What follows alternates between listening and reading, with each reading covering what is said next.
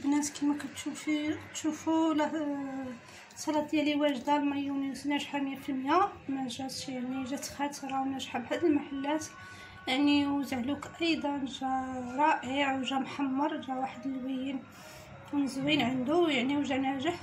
وان شاء الله تجربوه وتذوقوا وتردوا عليا الخبر. يعني كيجي هائل وكيجي رائع، يعني يستحق التجربه. وغزال كيجي يعني اللي كلاه كيسول على طريقه التحضير ديالو وعلى المقادير، يعني كيجي غزال. المهم الشوا بالدور تواجفتي يعني بداك الشرموله يعني كتجي خفيفه وكيجي فتي. ونتمنى تجربوا هاد الاطباق وينالوا الاعجاب ديالكم.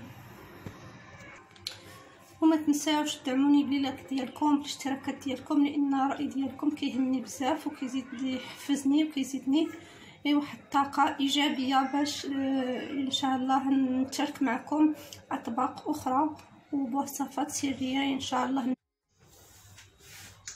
السلام عليكم البنات، اهلا حبيباتي، كي دايرين؟ لاباس عليكم؟ نتمنىكم تكونوا بخير وعلى خير في احسن الاحوال يا ربي.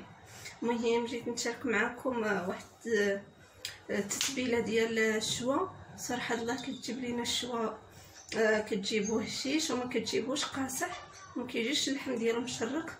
المهم السر هو في مكون واحد، وهو السر ديالو يعني خطير. كيجيب اللحم فتيه ولكن ما تكثروش منه بزاف. والمذاق كيبقى على حساب التتبيله اللي بغيتو. يعني بغيتو تشرملوه غادي تشرملوه، يعني بغيتو ديروه غير بالمليحه والبزار وشي لا مطرد عاوتاني كيجي يا سلام. كيجي واحد اللذه فيه خطيره.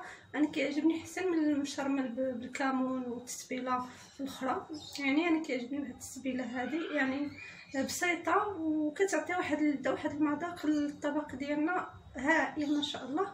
المهم غادي تتبع معايا المقادير وانتم تشوفوا المقادير ان شاء الله معايا. المهم البنات، الطريقه ما غاديش نشاركها معكم لان كلشي كيعرف الطريقه وكلشي الحمد لله تبارك الله كاع المغربيات ديالنا حادقين. المهم عندي هنا الخل، عندي هنا المطر، عندي هنايا الملحه، عندي هنايا البزار، عندي الفلفل الاسود. المهم كما قلت لكم البنات السريه في الخل، ولكن ما نكثروش، ما خصش المذاق ديالو يجي باين نهائيا. ما يعادل معلقه صغيره مع مرش. المهم على حساب الكميه ديال الشوا ديالكم. انا عندي كميه ما كثيرش بزاف، ما نديرش معلقه تقريبا كامله باش ما يجيش المذاق ديال الخل باين. ما خصنيش الخل يجي باين في هذا ديالي في الشوا ديالي. المهم البزار كتبقى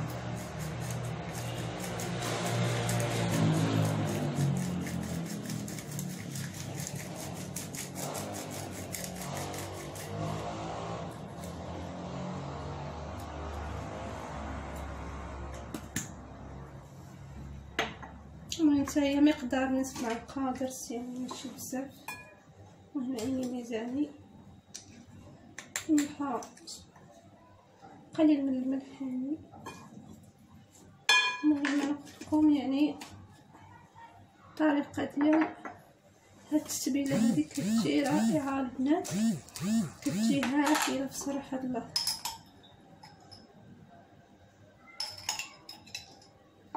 المهم درت معلقه ما يعادل ملعقه صغيره فقط. المهم كتبقى على حساب الكميه اللي عندكم. المهم انا درت معلقه عامره، المهم نقص منها. المهم انا ما غاديش، المهم درت انا على حساب الكميه ديال اللحم اللي عندي. المهم غادي نخليوها واحد تشرب شويه. المهم من الاحسن تخليوها هكا حتى من واحد ساعتين ولا هذا. المهم انا نخليها وغادي ندوز نحضر معكم الطريقه الثانيه ديال الطريقه ديال الدنجال زعلوك مشوي. المهم البنات هنا كنت موجده مطيشه مقطعاها هانتوما، قطعها طريفات، غسلتها وقشرتها مقطعها طريفات. هنا عندي واحد السنف ديال الثومه اللي هو متوسط ماشي كبير ماشي صغير. بغيتو تستغناو على الثومه استغناو عليها ولا ديروه صغيور قل من هذا. المهم عندي الفلفله كنقسمها على جوج هكا عاد باش كنقليها باش كتجيني ساهله. سي عندي هنايا البنات الفنجال ديالي اللي كنقليه بحال اللي كنشويه، كنقليه كل مقله كندير فيها 2 معالق ديال الزيت، واخا كيشرب لي الزيت كنخليه، واخا المقله ناشفه ما فيهاش الزيت كنخليه يتقلى فيها، يعني راه واخا هو هكاك كيتقلى واخا ما فيهش الزيت. هنا البنات نزيدو نضيفو القليل من الابزار،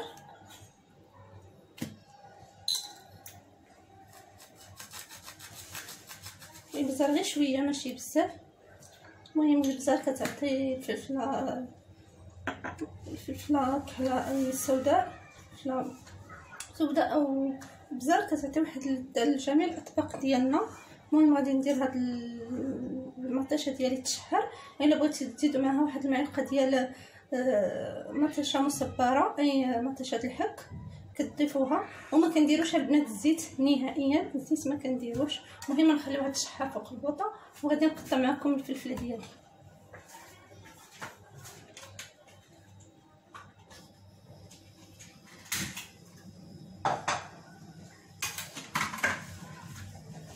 صافي البنات ما بين المطيشه ديالي على ما طيحيه نضيفو نشوفو هكا نقطعو الفلفله ديالنا هكا سويرات.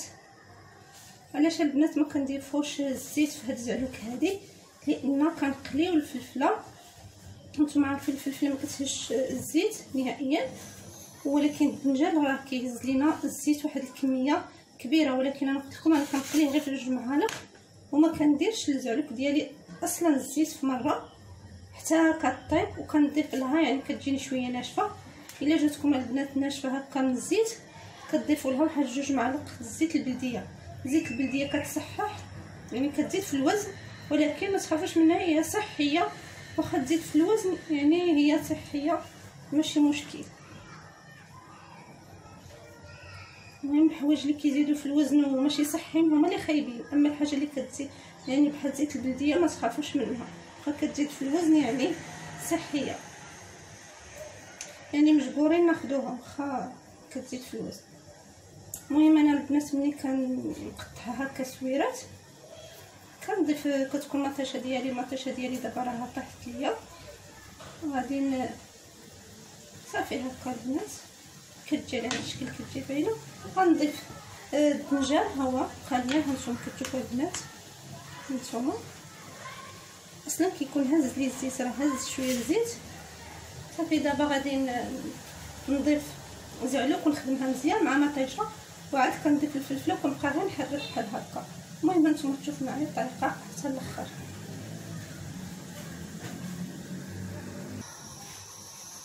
البنات بعد ما طاحت لي المطيشه ديالي يعني تعسلت هانتوما مزيان، غنضيف الدنجال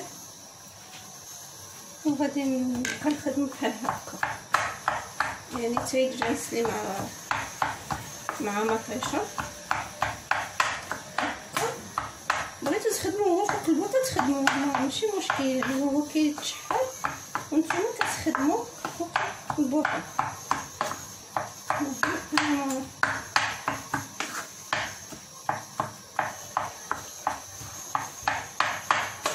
هي حتى اللون ديالها ما كتجيش بحال زعلوك اللي مشويه، كتجي مختلفه تماما وماشي في مذاق، كيجي المذاق يعني مختلف 100%.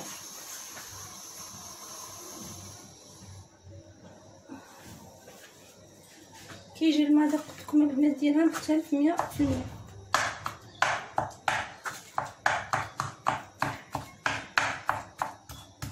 ما كتبقى لي حتى شي الدجاجه اللي باينه،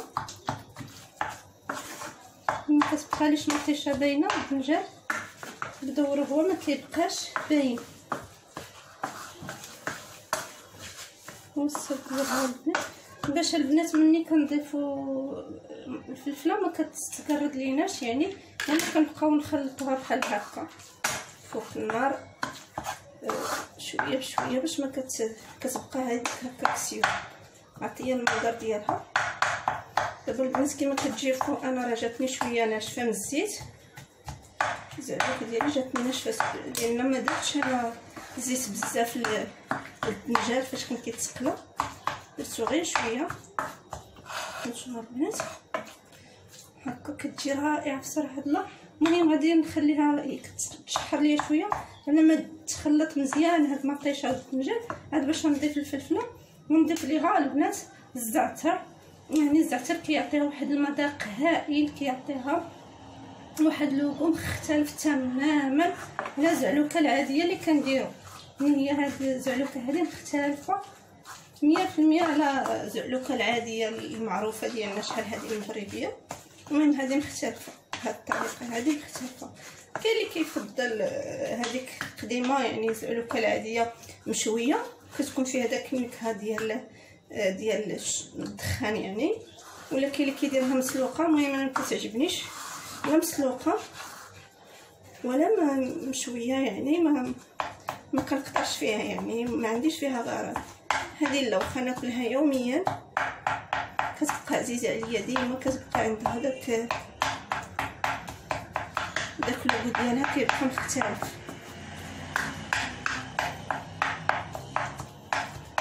يعني انا هاد الشيوه هادي يعني هي جات حتى البنات خلطت يعني بشكل مزيان. يعني انا هاد الطريقه هادي كنت كديرها ماما كما قلت لكم، يعني اي واحد كان كياكلها عندنا كان كيسول على الطريقه، ولكن يعني الطريقه فعلا تستحق التجربه. كيجي واحد اللوغو ديالها. المهم انا خدمت معكم مرحله بمرحله، يعني غتجي ناجحه 100% ان شاء الله، غتجي ناجحه عندكم 100%. المهم البنات انا دابا خلطتها نخليها غير شويه فوق النار ولا دابا، يعني نكلي نضيف لها دابا الفلفله، يعني بان تجانست ليا هكا تخلطت نضيف ليها الفلفله دابا. يعني ما كاينش شنو اللي غيطيب، يعني مطيشه طيبه الدنجال حتى هو طيب. وغادي نخليها هكا نخلطها شويه ونديرها في البوطه تزيد تشحر شويه ونضيف ليها الزعتر.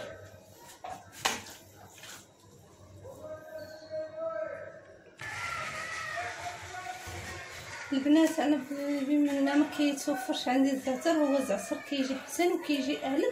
المهم لقيت عندي زعتره، المهم غادي نخدم بزعتره، ولكن البنات الزعتر هو افضل من الزعتره. يعني كاين فرق ما بين الزعتر والزعتر.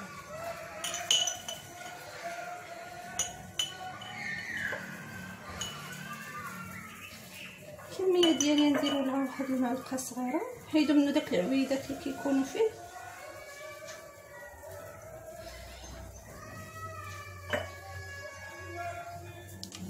غادي نحكو بهذا الشكل هذا. والبنات راه ضروري يكون الزعتر، راه هو اللي كيعطي داك اللوغو هذاك زوين هكا واحد المذاق. ولكن ما تمروش، ردوا بالكم راه باش ما الا درتو بزاف عاوتاني فايت القيس راه يجي شويه مر. يعني هو ما كيمرش ولكن يجي المذاق ديالو مجهد وصافي. يعني الاحسن ما يكونش المذاق ديالو مجهد. المهم البنات غنضيف واحد 2 معالق زيت البلديه ايضا.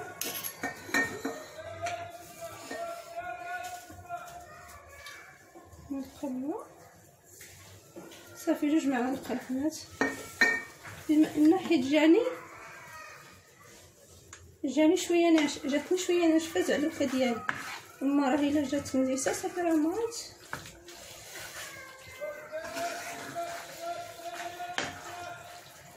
المهم نتمنى تجربوها وتنال الاعجاب ديالكم. بصراحه الله راه 100% غادي تعجبكم. اي واحد دقها عندكم غادي يعني شي حاجه مختلفه تماما غادي يطلب المقادير انا متاكده. المهم النهايه ديالها المهم نتوما تشوفوا معايا نديرها في الطيرات ان شاء الله. المهم البنات غنحضر معكم حتى الطريقه ديال المايونيز، يعني كتجي ساهله.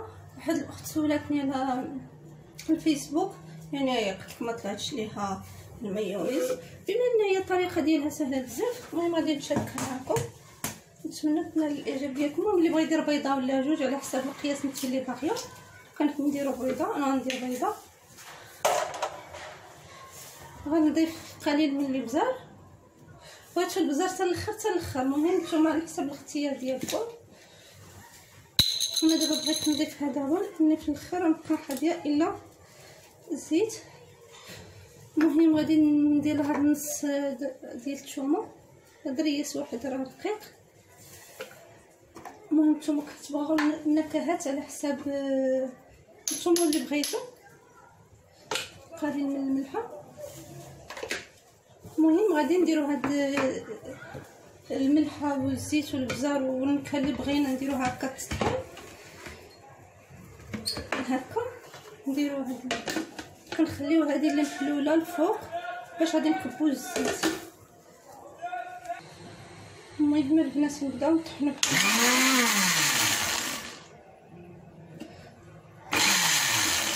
المهم البنات كنطحنو حنا كنزيدو الزيت بشويه.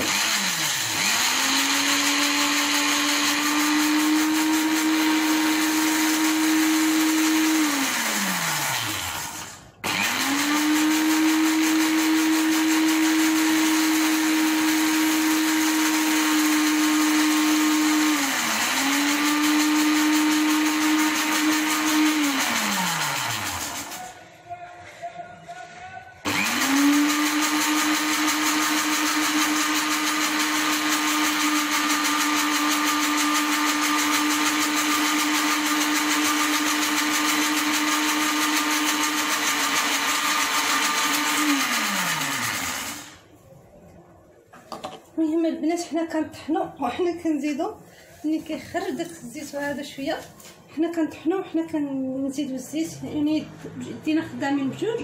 المهم ها نتوما راه جاتني طالعه. المهم كل ما بغيتو تزيدوا هاد الخاتره، يعني يمكن لكم ديروا حتى كاس الزيت. كل ما بغيتو الكميه تزكى لكم، ماشي كتبقى في البيض كتبقى في الزيت. بغيتو تزيدوا يعني نزيدوا الزيت باش تجيني الكميه حتى من هكا ايضا. المهم غادي نزيدوا الزيت. البنات نتوما اللي بغيتو يا اما زيت العود يا اما زيت الروميه. المهم عاوتاني بسم الله.